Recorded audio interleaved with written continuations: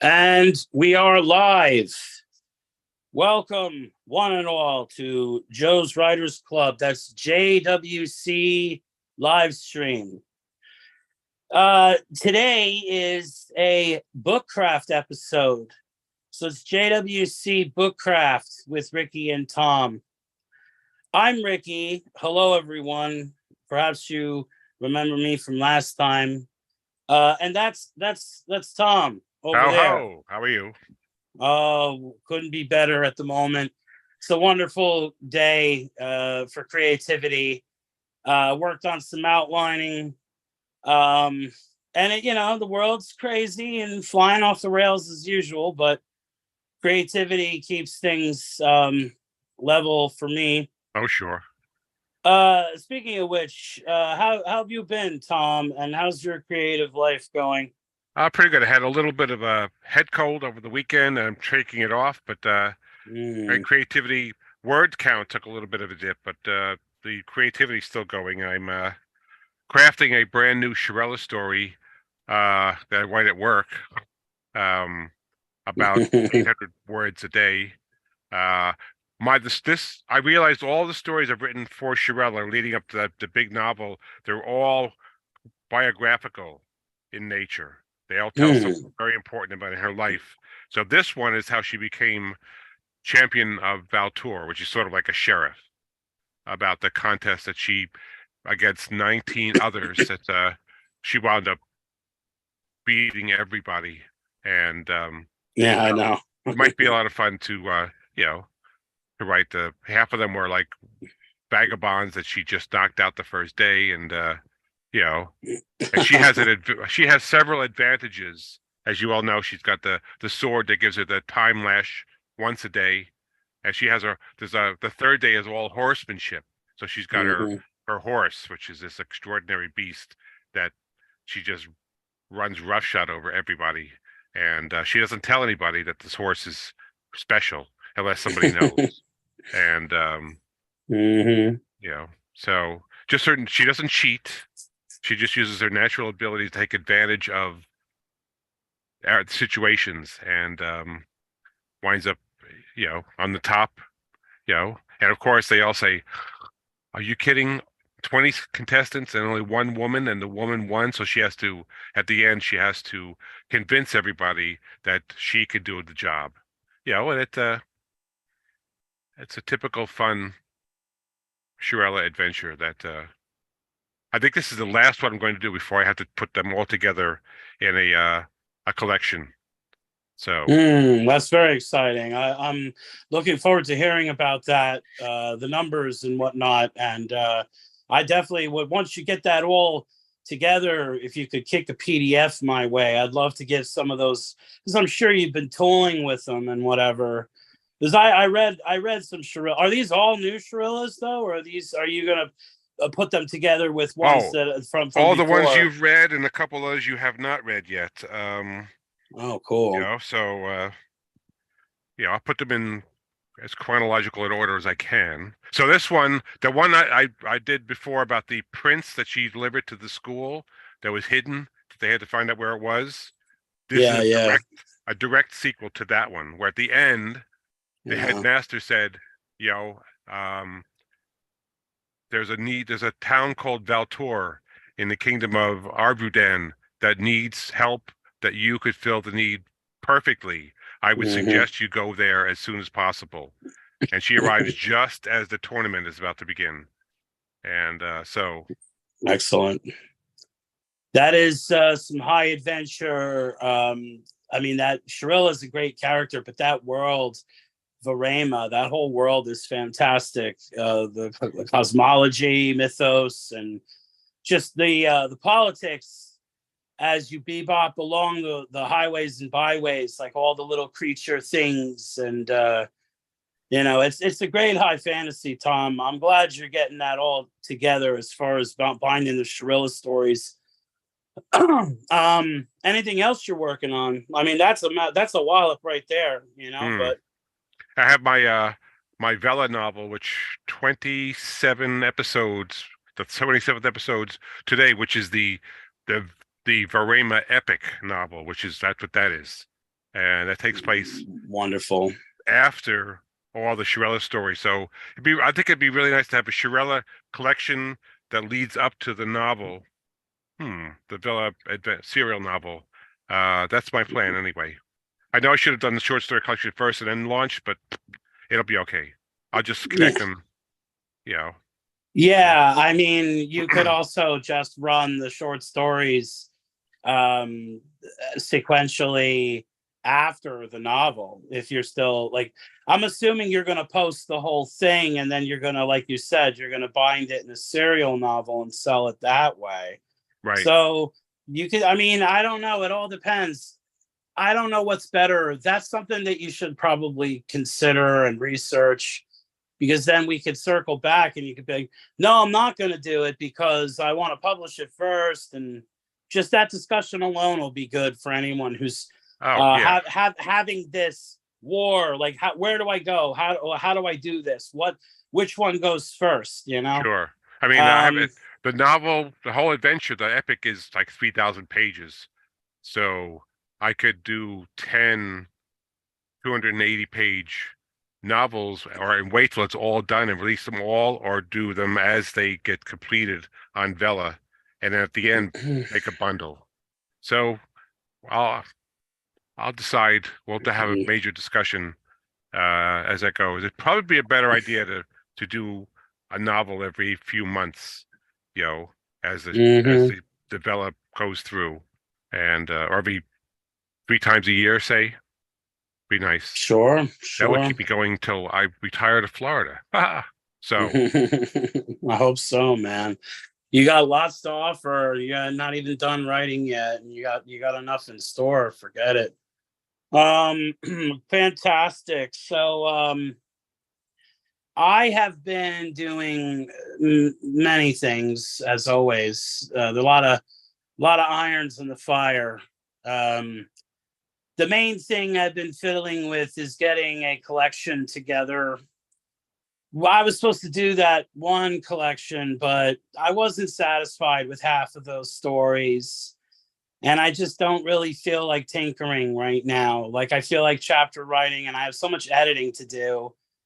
So I trimmed it. I got rid of the ones that are dubious, for leaving them for another day. Like, I may circle back and try to updraft them into a more suitable fashion. But I took the better stuff and I combined it with Exsanguinator. So now it's this like 67,000 word thing.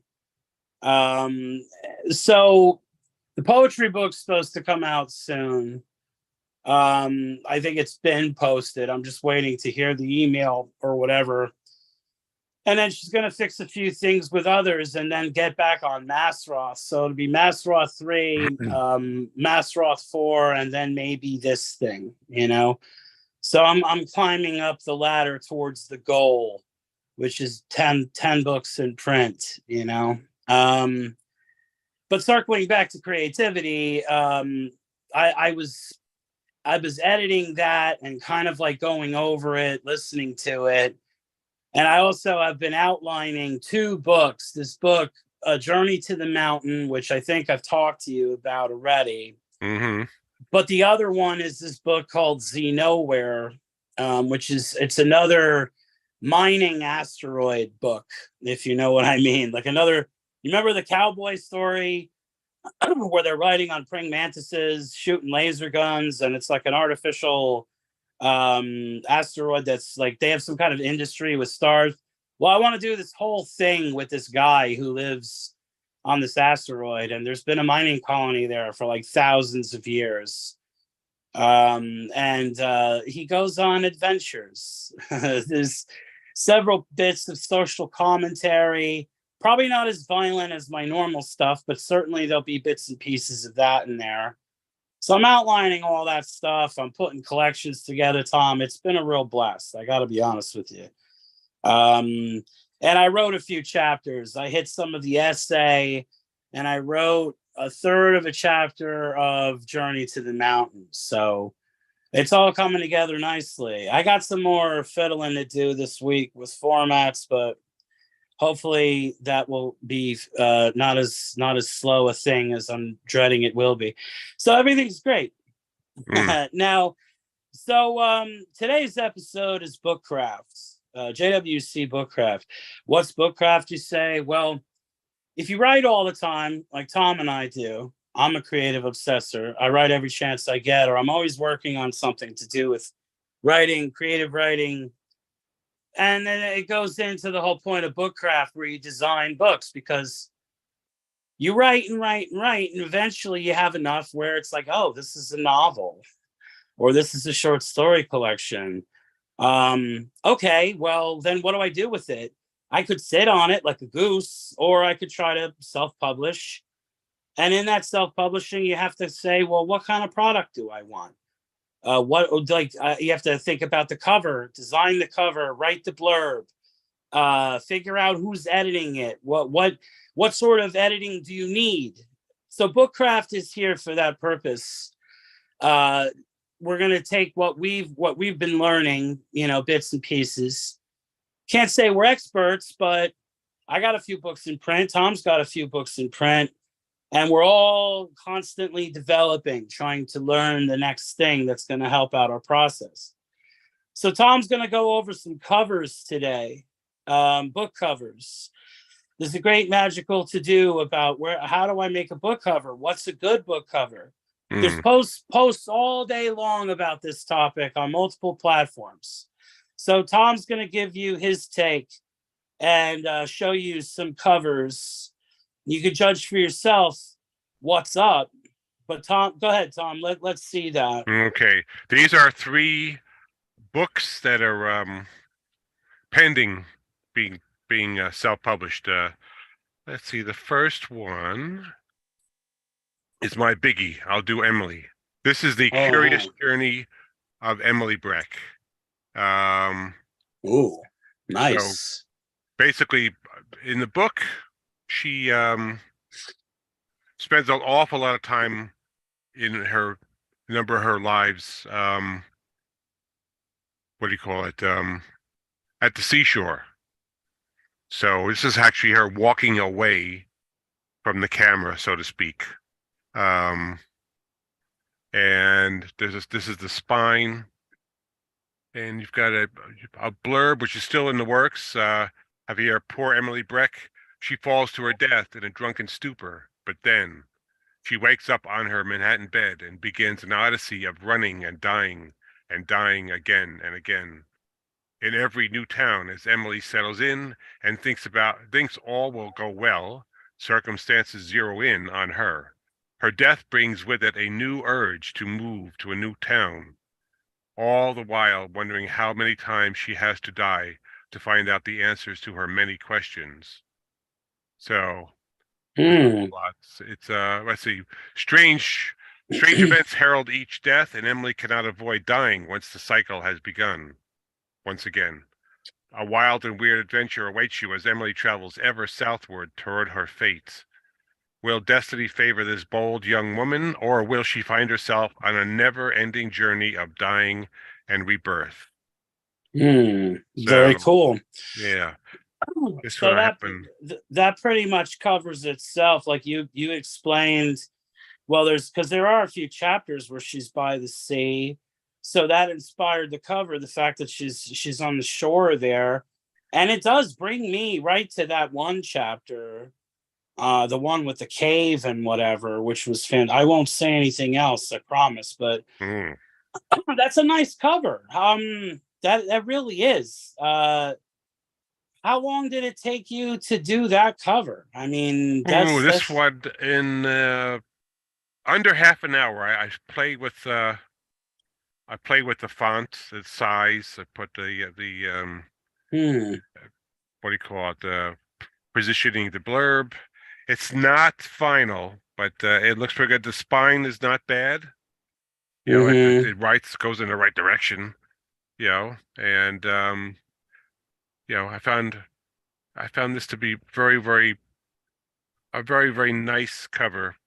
That I have somebody I'm researching now. I'm going to pay to do a cover for the trilogy. But right now, Mm-hmm. this will definitely work. Well, I mean, one thing I can say, having worked with cover artists, if you handed a cover artist this as a reference, mm, it would make their lives like way easier to do it as, because they're like, oh, so if I do this but upscale it, like if they're gonna whatever software they're gonna use, or but this is pretty wild. I mean, all by itself. So how about the next one, Tom? okay, You have another one? I do. I could. All right. The next one is. Oh boy, it went away already. Next one is my Florida novel. Oh, right on. Cool. All right, called Blood on the Sand, which again is only Cool. tentative, but Yeah. there's no spine as of yet. But yeah, so we have here Blood on the Sand, new novel by, and Jake Connolly sees a man get snatched off the beach by a giant black octopus. He discovers this creature has caused the disappearance of over 100 people in Florida over the past 40 years. Can Jake and his friends stop this legendary creature before it kills again? So that's kind of Wonderful. a Wonderful. spoiler that I keep the octopus under wraps for a while, but it becomes pretty obvious that it's an octopus when you know.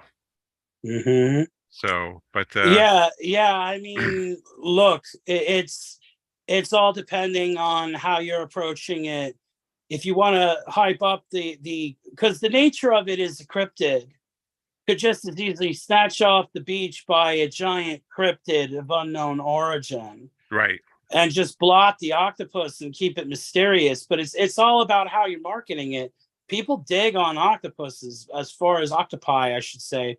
Uh, they are more than sufficient in the monster category, as I'm sure you know, being that you selected it as your, you know what I mean.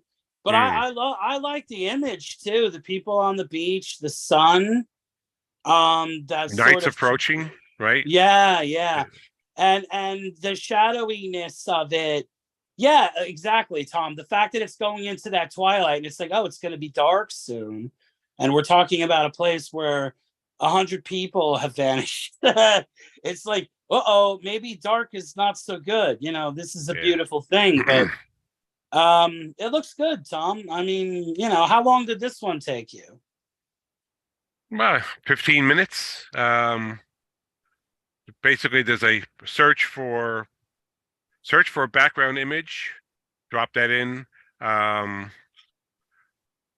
then there's a section I can play with text, and I position all the texts.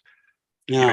You can move them around. Then I look for images, little images. There's Mhm. photos you can use, and there's also vector images, which are drawings like this. And And I'm assuming you're covering your bases with the images, that they're not copywritten or this whatever. it's all part of yeah, I got them all from the same source. It's very good. Oh, Um, good. so this Yeah, one, well, yeah, again, this one's not final, but I do like it does convey a bit of a mood, and I'm going to change the back blurb. This is another paper. The first one and this one were paperback paperback covers. We've got the front, and hmm. then there should be a spine, which I didn't get to, and then the back cover. So um, this, it was a lot of fun, and there's hundreds and hundreds and hundreds of images and of all kinds. You just put in a topic, and it comes up. I put in Florida, and no, I put Sunset Beach, and this is one of the best ones I came up with, and Hmm. because the nighttime shots were too dark, and this conveys I guess a menacing to come kind of vibe, right? I It was shooting could. for. It could, especially when you read that blurb, then you get an idea. Oh, it's a nice, beautiful dusk. No, it's not. It's the No, last bit of light leaving before, and who knows what will be lurking around in the night. Sure. I That's mean, how I could see it. this is about the time of day when I was actually standing in the beach in Florida with my in ankle deep water and looking out over the ocean like this and I just came with an idea. There could be anything out here lurking, just waiting to snatch me off the beach. And Mm-hmm. this whole story just dropped on me, and I ran back and started writing. And 5 years later, it's I'm on third edit of the whole novel, so we're good. That's great, Tom. So I remember this process. I was there through most of it. I'd say. I don't mean with you. I mean you used to always talk about it. Okay, so and you have another cover, yes? yes, I do. Okay, Cool. this one is for a short story ebook collection for my character. His name is John Pentgrim. So there's that. Ooh. So we have that. This is the event. It's going to be the Chronicles of John Pentgrim, Volume 1.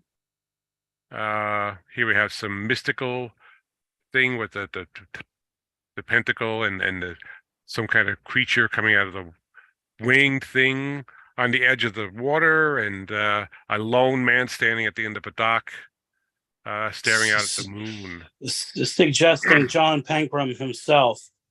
Yeah. Yeah, that's cool. I like the blue moon, and the quality of the black, how the black shadows and the border of the image. It kind of looks nice. The pentacle, where the pentacle is oriented, as far as its horizontal edge of that one triangle runs along the border of the image. Sure. It's kind of cool. It stands out nice. So yeah, the basic image I went with is just the man standing on the end of the pier and the moon and the sky. All these other elements, the fonts, the pentacle, the demon head in the inside the moon, the winged creature. All I added all of those. And I can go back and I can always remove, I could adjust them, I could at my leisure, I could change the size. I did like that this devil's head superimposed on the moon. I thought that was really wild.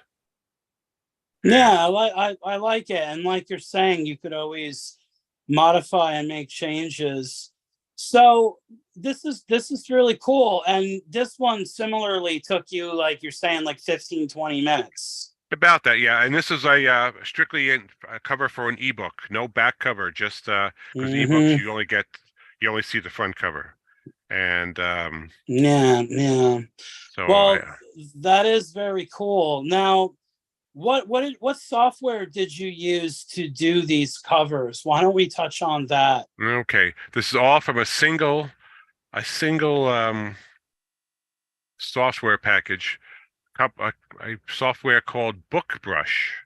There's several others out there. There's one called Canva, which everybody really likes. And I played with Canva for a while. It was a little complicated and frustrating, not getting the image, the quality I wanted or the images I wanted. And so someone recommended BookBrush, and I tried this, and it's the free version is really nice because you can get some ideas of what you want to do. The free version, your images you can save, but it has a watermark on it that says BookBrush, and that which would be a dead giveaway if you tried to publish a book with that on there. So I went ahead. They had a special, like it was $99 for lifetime, and I took it. And wow. It's a beautiful thing. It's super easy. Yeah, they had a 10-day free trial before the $99, and I tried it for the 10 days. It was amazing. And the covers just were you see some of the covers, amazing things. I made the cover for my Facebook page. It has all sorts of things that you can do. I did my Vela cover. It has a whole list of what are you creating. It has Vela, Kindle, Facebook, paperback, and you can just choose that, and it formats the size for your what you're doing. And the Vela one was very nice. The Vela cover, it basically formatted it so no matter what your device, you could a laptop, desktop, your phone, a an iPad or whatever, that the image would fit to the device, and that was really nice. A nice feature there. That's because sometimes you have to make a. I've heard you've had in other programs you have to make different covers for different devices. This automatically adjusts for that. And Very, very helpful. That's very yes, helpful. and Wow, that's fantastic. How many covers did you have to do before you arrived at a cover that you really liked? Like, in other words, I'm trying to assess how long did it take you to figure out the software? okay, say for the let's see, the Emily one. I searched for several images. And what it did is each time I came up with an image, I thought this might work. I put the font up, the Curious Journey of Emily Breck, and I saved it as that name, Emily 1, Emily 2, Emily 3. And so I could always go back if I happen to think of, I think Emily 2 works. So I was able to create a dozen covers, tentative covers, Mm-hmm. and just save them not only in BookBrush, I save them on my computer also. So I have them access to them, and so what I did is I played with each one with the images and fonts and whatever until I was really satisfied. And that was the first one I did was Emily. I'd say took a good hour and a half to go through all the images and get an idea of really what I wanted to do. And then after that, the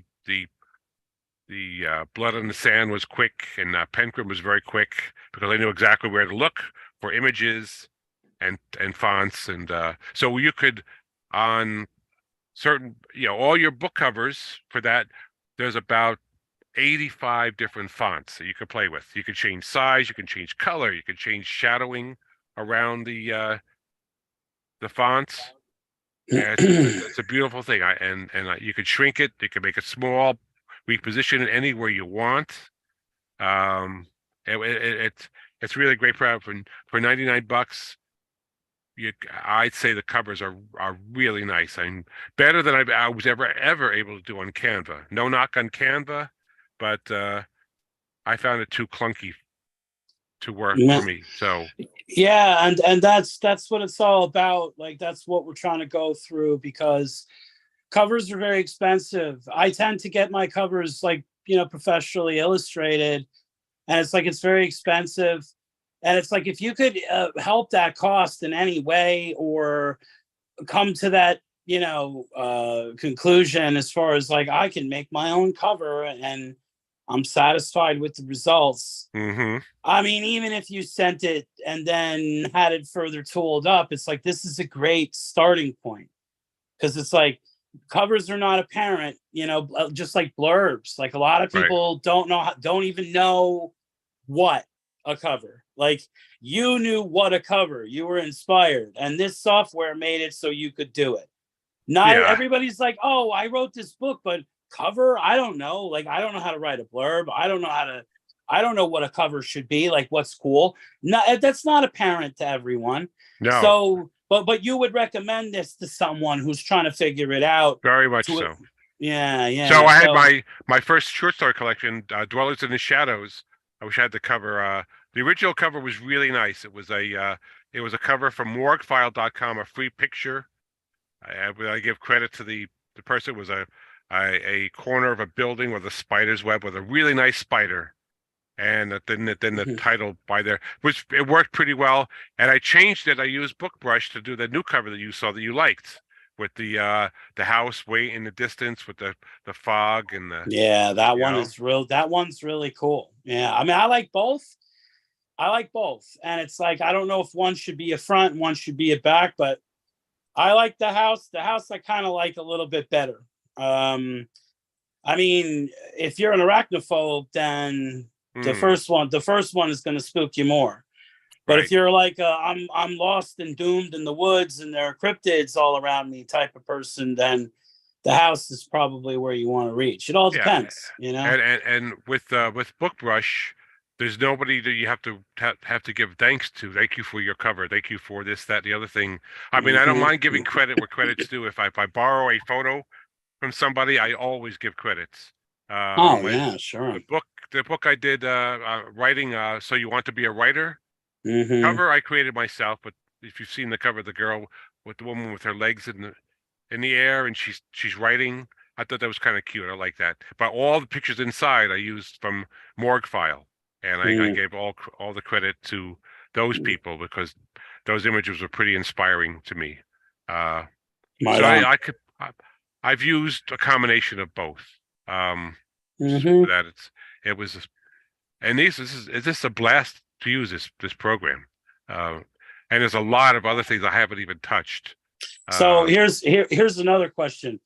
Did you have fun using this program? yeah, it was great. It's so much fun. You know, checking what you could do is type in, see where you could type in your font and leave it open, and you could click on the different fonts, and it'll show you what it looks like as you're clicking on down on them, and then and then you could pick one, and then you could finalize it, which is really nice. Cool. Sort of like how you could do that same with Word. You could pick the fonts, and it'll show you what on the choose a font section. This is the same way, and they Mhm. add fonts periodically. You can go through them, and you can add and subtract fonts to your list, which is pretty cool. And I also had fonts that I just went onto my search engine, and I put free fonts, and I picked true type fonts, which is what you really want, that because they show up exactly how they look. And I was able to download those into BookBrush so I can use those if I wanted. I had a one like there's like Pirates of the Caribbean theme. I had a Jurassic Park looking font. What else is there? Star Trek. So if I ever Cool. want to do something along those lines, I could use those fonts, which are pretty cool. I mean, so it's highly recommended. I would recommend this software. It's even the All free version right. is pretty good to play around with possible inspirations if you wanted to have a professional book cover done. This would be a very good program to use to get an idea for a book cover to send to somebody, because this is kind of what I'm looking to do. Rather than just trying to describe it, you could probably create it, right? Yeah, no, Tom. That's extremely wise because having a phys rep because it's like when you do talk about a professional illustrator, um, you have to be able to describe what it is that you want them to do. And again, if you have an understanding of book cover logic and you're inspired that way, that's its own gift. But then you have to convey, well, this is my idea. This is how I want it to go. There's a dragon center justified here. There's a this here. I like this kind of font, like from this book. The way you're doing it, you could just send them, well, this is the prototype. Mm-hmm. Now, how much for you to turn, like, in other words, for you to do this image at your, because they work in resolution. I'm not so sure about the type of resolution, but I would imagine it's whatever image you get and upload, that's the resolution. So if you get a nice image, it's like there would be no difference. Mm, But there are some people who want their own cover no matter what, right. and this sort of provides that, but like you're saying too, to use it as a phys rep and a reference for the illustrator, the free version might even be able to do that, but Yeah. you probably have your own. I mean, $99 for life that's a bargain, For all as far this, as yeah. yeah, for all this, that's what I mean. Because assuming you just rose out of your crypt, you wrote stuff from 100 years ago, and now oh, I have to look for a cheap, affordable way to get all these covers on my books. This is cost effective. And Tom said that he had fun doing it. So it's Yep. like, sounds great to me. They just added a new Um, feature. I'd like to play with that. I don't know exactly what it would be good for, but to say you could do an animated cover, oh, which wow. Okay, yeah, that might animated be good for like cover. an ebook or advertising. Just something to put on say your Amazon page. You put that cover on there with somebody moving or whatever, and you might not be able to get it in your book that you order, but it might be very, very nice to have a moving cover for on your Amazon page. And That's very, very cool. Never really even thought about it. Didn't even know it was a possibility. But now they're offering it. So the future of covers is here, is what it boils down to. And JWC with our own Tom Tiernan, we're standing on the very frontier of that future with this type of stuff. Um, Thank you, Tom, for sharing this presentation with us. And we might check back with you on this subject when you play around with it some more and generate some more covers, maybe in a few months. sure, It would be profitable to look back into that. Um, well, time flies when you're having fun, folks. And that was a very, very interesting presentation that Tom did, going over and trying to answer some of the questions of cover art. And that's what the JWC Bookcraft show is all about. That's the kind of thing we're trying to figure out for you. Head over to joeswritersclub.com. Check out our blogs and author pages, our author bios. Sign up for our forums at joeswriters.club. Check out our social media, Facebook, Instagram, Twitter, of course. And head over, most importantly, to our YouTube channel, JWC Livestream, JWC YouTube. Like and subscribe, and please share our content with those who you think would like you know the type. Always walking around with a notebook, always talking about their writing or about some creative IP that fascinates them. The creative type. They would probably get something out of our content because it's basically like for them. Anybody watching who's interested in this sort of thing, who's testing the waters to see maybe I should start writing, we're for them too. We're for whoever gets a kick out of this stuff. And that's our point, really. JWC can't make you a better writer. You have to do that on your own through perseverance and creative obsession. But JWC is here to try to help make you a different writer. And sometimes a different writer is all the difference. mm, Because if you want to write different, you got to read different, you got to study different, and that's what it's all about. Tom and I, we walk the fringes of the weird when it comes to our writing. I like writing weird stuff. Well, folks, thanks for listening, and we'll see you again real soon. Thanks a lot, Tom, for coming on the show and sure, helping out. anytime. And we'll catch you soon. Take care, folks. Stay